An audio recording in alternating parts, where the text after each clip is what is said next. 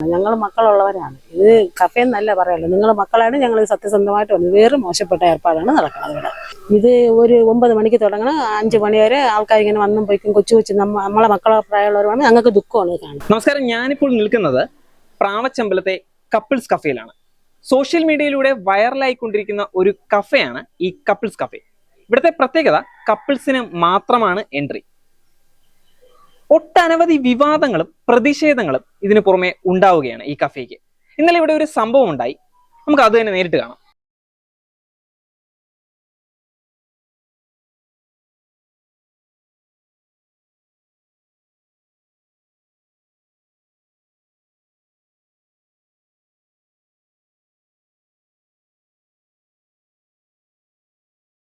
ആ ചില്ല് പൊട്ടിച്ചിരിക്കുകയാണ്.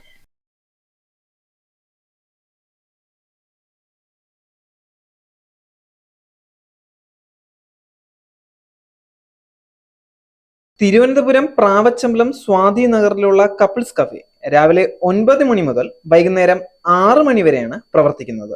ബുക്കിങ്ങുകൾ ഉണ്ടെങ്കിൽ രാത്രി 10 മണി വരെയും അത് എക്സ്റ്റെൻഡ് ചെയ്യാവുന്നതാണ്. വാനില ഷേക്കും സ്ട്രോബെറി ഷേക്കും കൊടുക്കുന്ന ഈ കഫേ പണ്ടത്തെ ഇന്റർനെറ്റ് കഫേകൾ പോലെ ക്യാബായാണ് തരം തിരിച്ചിരിക്കുന്നത്. 3 മണിക്കൂറോളം ഇവിടെ സ്പെൻഡ് ചെയ്യുന്നതിന് 300 രൂപയാണ് ഈടാക്കുന്നത്. തിരുവനന്തപുരത്ത് എങ്ങും തന്നെ ഇങ്ങനെ ഒരു കഫേ കണ്ടു കിട്ടാൻ പോലും ഇല്ല എന്നുള്ളതാണ് വാസ്തവം.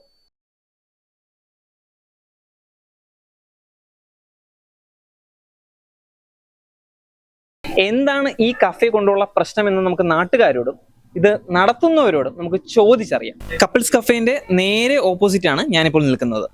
ഇവിടുത്തെ നാട്ടുകാർക്ക്, വീട്ടുകാർക്ക് എന്താണ് പറയാനുള്ളത് എന്ന് നമുക്ക് ചോദിച്ചറിയാം. ഈ കഫേകാരന് എന്താണ് പ്രശ്നം?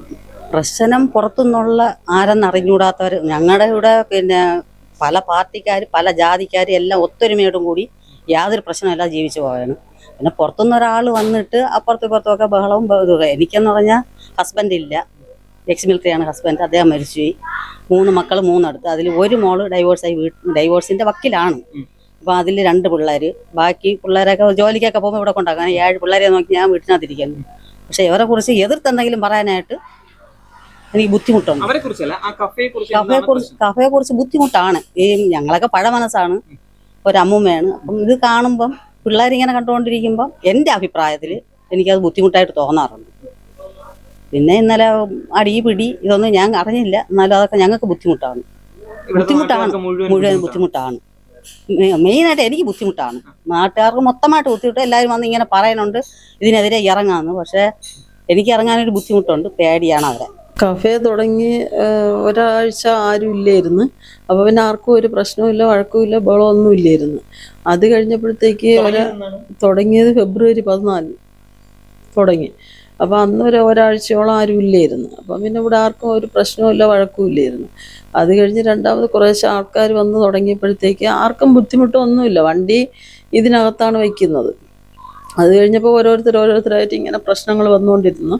പിന്നെ 2 പ്രാവശ്യം കൊണ്ടുവന്ന് അവർ കേസ് കൊടുത്ത്. പിന്നെ അത് കഴിഞ്ഞ് നാട്ടുകാർ അവർക്ക് ബുദ്ധിമുട്ടുണ്ടാക്കാൻ ഒരു കാര്യവും ഇവിടെ ചെയ്യുന്നില്ല. കാരണം അവർ വന്നിരിക്കുന്നു, അവർ കഴിഞ്ഞങ്ങ് പോകുന്നു. അത് കഴിഞ്ഞ് ഒരു ദിവസപ്പോഴത്തേക്ക് ഇവിടെ വന്ന് 2 പേര് വന്നപ്പോഴത്തേക്ക് ആ പെങ്കൊച്ച് വന്ന് ഇവിടെ ബാത്റൂമിലോട്ട് പോയ സമയത്ത് അപ്പുറത്ത് നിന്ന് ഷിബു എന്ന് പറഞ്ഞ് അവൻ പോയി ക്യാമറ എടുത്തെന്നും പറഞ്ഞുകൊണ്ട് എടുത്തപ്പോഴത്തേക്ക് ഈ വന്ന പയ്യൻ കണ്ടോണ്ട് നിന്ന്. അപ്പോൾ അവൻ ചോദിച്ചു, എന്തിനാണ് ഇങ്ങനെ ക്യാമറ എടുക്കാൻ പോകുന്നതെന്ന് ചോദിച്ചാൽ, ആവശ്യമില്ലാത്ത ക്യാമറകൾ കൊണ്ടുവന്ന് കേസ് കൊടുത്തു കഴിഞ്ഞാൽ ജയിലിടിഞ്ഞാലും ഇറങ്ങില്ലെന്നെന്തോ പറഞ്ഞ്. എന്നിട്ട് മോനാരോ ഒന്നും പറയാൻ, ഞങ്ങളൊന്നിനും പ്രതികരിക്കാനോ ഒന്നിനും പോയില്ല. അത് കഴിഞ്ഞ് ഷിബു എന്ന് പറഞ്ഞ പയ്യൻ പറഞ്ഞ്, ഇനി ഇത് ഇവിടെ വച്ച് വാഴിക്കാൻ പറ്റൂല, വേറെ ഒന്നുമില്ല, അവർക്കിത് രക്ഷപ്പെട്ടു പോകുമെന്നുള്ള ഒറ്റ ഇതേ ഉള്ളൂ, നന്നാവാൻ പാടില്ല. അയൽവക്കം നന്നായി കഴിഞ്ഞാൽ പിന്നെ അവർക്കതൊരു ബുദ്ധിമുട്ട്, അല്ല ഇതിൽ വേറെ ഒന്നുമില്ല ചെയ്യാൻ. അങ്ങനെ പിന്നെ അപ്പം മോൻ കൊണ്ടുവന്ന് കേസ് കൊടുത്തു. അപ്പം അന്ന് രാത്രിയിൽ 2 മണിയായപ്പോഴത്തേക്ക് മൊത്തം പോസ്റ്റ് സ്വാതി നെറോട്ട് പഴിഞ്ഞു നടവരെ പോസ്റ്റ് ഒട്ടിച്ച് കഴിഞ്ഞിട്ട് 2 മണിയായപ്പോഴത്തേക്ക് ഈ ബഹളം കേട്ടും കൊണ്ട് ഞങ്ങൾ ചാടി ഇറങ്ങി നോക്കിയപ്പോഴത്തേക്ക് കംപ്ലീറ്റും അടിച്ച് തകർത്തിട്ടിട്ട് പോയി. അപ്പോൾ ആ സൈഡിൽ കിടന്നത് എൻ്റെ മോനും മരുമോളുമായിരുന്നു. അവൾ ഗർഭിണിയാണ്. അവളുടെ വയറിൻ്റെ സൈഡിൽ ഈ കല്ല് വന്ന് വീണിട്ടുണ്ട്, ചില്ലും. അങ്ങനെ അതിനുശേഷം ഞങ്ങൾ കൊണ്ടുവന്ന് രാവിലെ കേസ് കൊടുത്തു. ഇത് തുടങ്ങിയിട്ട് ഏകദേശം 1 മാസം അടുപ്പിച്ചായി. പക്ഷേ നമ്മൾ ആരും പ്രതികരിച്ചില്ല. നമുക്ക് ജീവിച്ചു പോട്ടെ നമ്മൾ കരുതി. ഇന്നലെ ആഴ്ചയായിട്ട് നമ്മൾ മേളിൽ നിന്നപ്പോൾ ഒരു പെൺകുട്ടി ബാഗ് സ്റ്റെയർ ചെയ്യുന്നു ബാത്റൂമിൽ ഇറങ്ങി പോകുന്ന കണ്ടു. സോ നോർമലി ബാത്റൂമിൽ പോയി, കുഴപ്പമില്ല. പക്ഷെ കുഴപ്പം കഴിഞ്ഞപ്പം ഒരു പയ്യെ ഫ്രണ്ടിൽ നിന്ന് ഇറങ്ങിയിട്ട് ഒന്നും അറിയാത്തതുപോലെ ഈ ബാത്റൂമിൻ്റെ ഫ്രണ്ടിൽ പോയപ്പം അവൾ തുറന്നു കൊടുക്കുന്നു, പയ്യകത്ത് കയറുന്നു. ഏകദേശം 15 മിനിറ്റത്തോളം അവരതിനകത്തുണ്ടായിരുന്നു. കുറച്ച് കഴിഞ്ഞപ്പം പയ്യെ ഇറങ്ങി കഴിഞ്ഞ് പോന്നു.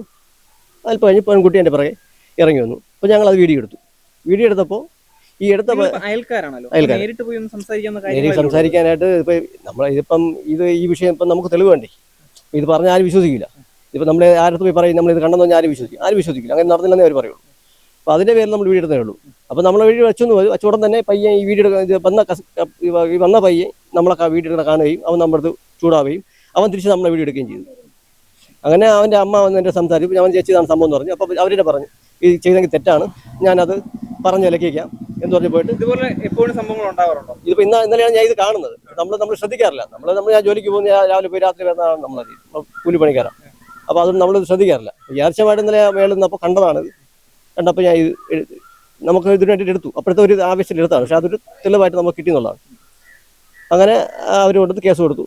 കേസ് കൊടുത്തപ്പം സർക്കിള് അവനെ ഉപദേശിച്ചു, സമാധാനം പറഞ്ഞു വിട്ടു.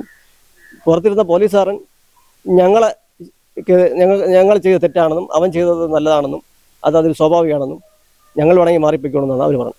ഇന്നത്തെ നടത്തിക്കൊണ്ടിപ്പോൾ നമുക്ക് താല്പര്യമില്ല, ഒരിക്കലുമില്ല. നമ്മളെന്തായാലും ഈ കണ്ട സ്ഥിതിക്ക് നമുക്ക് എന്തായാലും മുമ്പോട്ട് കൊണ്ടുപോകാൻ താല്പര്യമില്ല. ഇത് ഇനി വിട്ട് കഴിഞ്ഞാൽ ഇതെല്ലാം ഇതിനപ്പുറം ഒരു കാണിക്കും.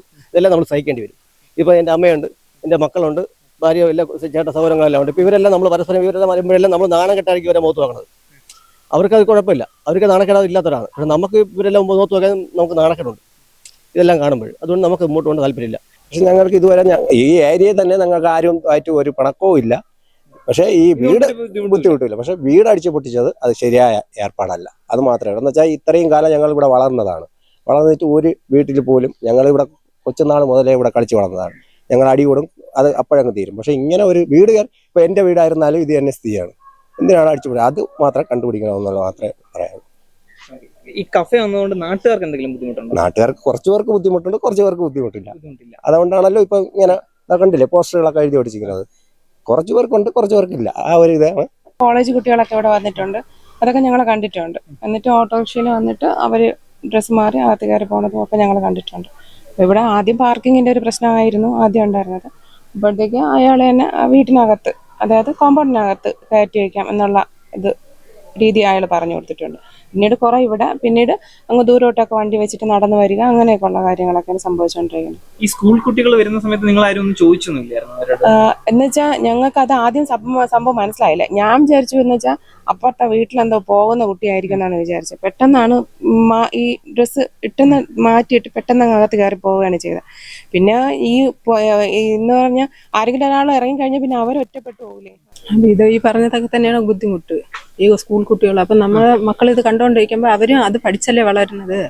അവർക്കും പോവാം, സ്കൂൾ കുട്ടികളായിരിക്കുമ്പോൾ തന്നെ ഇങ്ങനെ പോവാം, യൂണിഫോമായിട്ട് പോവാം, കുഴപ്പമില്ല എന്നൊരു ധൈര്യം അവർക്കും കണ്ട് വളരെയാണ്. അത് നമുക്ക് ബുദ്ധിമുട്ടാണ് മെയിനായിട്ട്. അതെല്ലാവരും പ്രശ്നമാണ്. ഇവിടെ പാർക്കിംഗ് പ്രശ്നമാണ്. പാർക്കിംഗ് അകത്ത് സൗകര്യം കൊടുത്ത് അത് പോയിട്ട് പുറത്ത് ആയി, അതൊക്കെ പ്രശ്നമാണ്. അതിന് പുറമെയാണ് ഈ കുട്ടികൾ. ഈ 10 വയസ്സായ എൻ്റെ മോൾ എൻ്റെ അടുത്ത് ചോദിച്ചു, അപ്പം ഇങ്ങനെ യൂണിഫോമായിട്ട് വരണതിന് പ്രശ്നം ഇല്ലേ എന്നാണ് എൻ്റെ അടുത്ത് ചോദിച്ചത്. പ്രശ്നം ഞങ്ങളെ കണ്ണു മുന്നെയാണ് കൊച്ചു പിള്ളേർ വന്ന് കയറി ഇറങ്ങി പോകണം. ഞങ്ങൾ മക്കളുള്ളവരാണ്. ഇത് കഫേ എന്നല്ല പറയുള്ളൂ, നിങ്ങൾ മക്കളാണ്. ഞങ്ങൾ സത്യസന്ധമായിട്ട് വന്നത്. വേറെ മോശപ്പെട്ട ഏർപ്പാടാണ് നടക്കുന്നത് ഇവിടെ. ഞങ്ങൾക്ക് ഇനി എതിർപ്പാണ്. ഇവരുടെ ഞങ്ങൾക്ക് അടിവിടാൻ പോയി സ്വന്തമായിട്ട് വല്ല ഗ്ലാസ്സും ഒക്കെ അടിച്ചു പൊടിച്ചിട്ട് ഞങ്ങളെ കയ്യിൽ കാണിച്ചത്. ഞങ്ങൾക്ക് മക്കളും കുട്ടികളൊക്കെ ഉണ്ട്. ഇത് ഒരു 9 മണിക്ക് തുടങ്ങണം, 5 മണി വരെ ആൾക്കാർ ഇങ്ങനെ വന്നും പോയിക്കും. കൊച്ചു നമ്മളെ മക്കളെ പ്രായമുള്ളവരാണ്. ഞങ്ങൾക്ക് ദുഃഖമാണ് ഇത് കാണുമ്പോൾ.